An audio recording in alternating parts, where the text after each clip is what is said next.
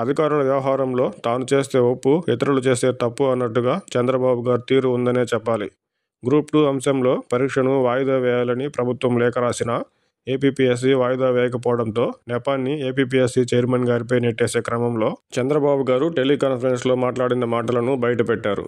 అయితే సుదీర్ఘ అనుభవం ఉన్న చంద్రబాబు గారు ఎమ్మెల్సీ ఎన్నికల కోడ్ దృష్ట్యా ఏపీపీఎస్సీ ఎలక్షన్ కమిషన్ పరిధిలో ఉండడం, నోటిఫికేషన్లో రోస్టర్ ప్రస్తావన లేకపోవడం, హైకోర్టు సైతం పరీక్ష వాయిదాకి నిరాకరించడం ఇలా ఎన్నో అంశాలు కనపడుతున్నా రోస్టర్ వివాదం నేపథ్యంలో పరీక్ష వాయిదా అంశాలపై ఏపీపీఎస్సీ చైర్మన్ గారితో నేరుగా చర్చించి నిర్ణయం తీసుకోవాల్సింది పోయి పరీక్ష వాయిదా వేయాలని లేఖ ద్వారా కోరడం సమంజసం కాదు కదా. చివరికి గ్రూప్ 2 పరీక్ష వాయిదా వేసేది లేదని తేలడంతో ఏపీపీఎస్సీ చైర్మన్ గారిపై నెపం వేసే తీరుగా చంద్రబాబు గారి ఆడియోలను బయటపెట్టడం సమర్థనీయం ఎలా అవుతుంది?